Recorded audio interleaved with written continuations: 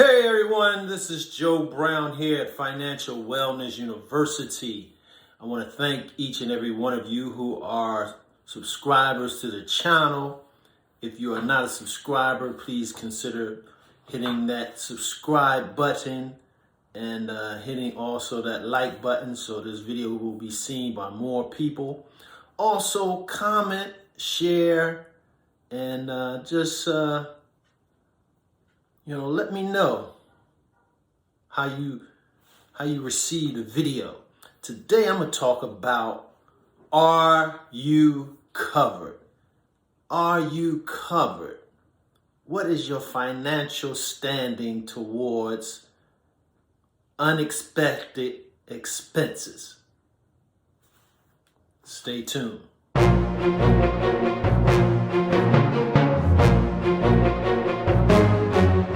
And so, hey, look, it's not a matter of if unexpected expenses are going to come. It's a matter of when. And when they come, if you're not prepared, it's going to put a big dent in your finances. It's going to put a big dent in your life. Because the lack of preparation is one of the key things that destroys people financially, because it's an expense that comes at an unexpected time because we didn't save or we didn't have the proper insurance in place to handle it. Say, for instance, the worst thing that can happen, the death of a loved one or the death of us, right?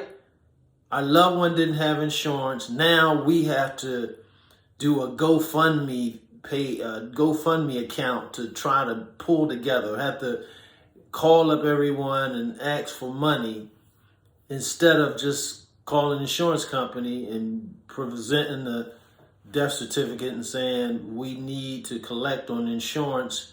I'm the beneficiary of their policy and we need it to bury our loved one. Or you have funds in the bank. You had an emergency fund that can fund that.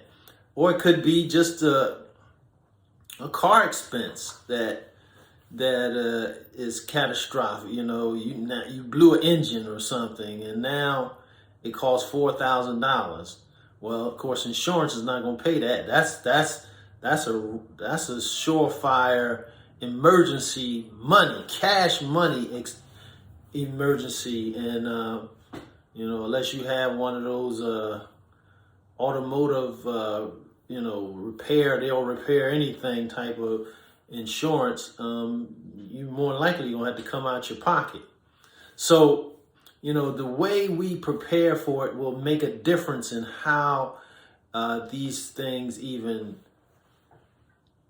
take us back, take us out, or just act as an inconvenience or a temporary setback in our life. Now, of course, insurance is not just for, life insurance, I should say, is not just for burial, but if you are the breadwinner and you leave us untimely, your family is going to be at a loss because they depended on your income. So if someone depends on your income, what do? You leave enough insurance. Most experts say 10 to 12 times your take-home income. So, for instance, if you brought home, or 10 to 12 times your take home, but 10, 12 times, I just say your salary. So just for example's sake, say if you make $50,000. Now, if you're young, the chances are that 50 will grow to a little bit more. So, but if you're older and say you make 50,000, 10 to 12 times that amount. Well, what's 10 times 50 is 500,000. So you would consider getting an insurance policy, life insurance that the death benefit is $500,000. Why would you need $500,000? That's a whole lot of money. Hey, that's definitely a change. It'll change your life. It'll also change the legacy of your family. But the ideal of it is that lump sum, if you use a portion of it, let's just say, well, if it's $500,000 and you use 10% per year, and if it grows a little, let's just say it'll take 10 years to diminish. Well, chances are that a person could get on their feet and make some moves to rebound from the catastrophic loss of a loved one in 10 years. If you play it really good, you put away enough where you take out maybe 4 or 5%, and then the growth will outgrow what you take out. So say if it was 1 million and you taking out 50,000 a year, well, it might grow by 50,000 a year. So in essence, you could live off of that $1 million and the interest from that $1 million for the rest of your life. That's the ideal scenario, that you just living off of the interest, and the interest grows enough to compensate what you take off. But the ideal is that you get the insurance and that it provides a cushion, if not for the rest of your life, at least for the immediate short term or moderate term of 5 to 10 years of the next 5 to 10 years. Now you certainly can find a employment. You can do some other moves with the money.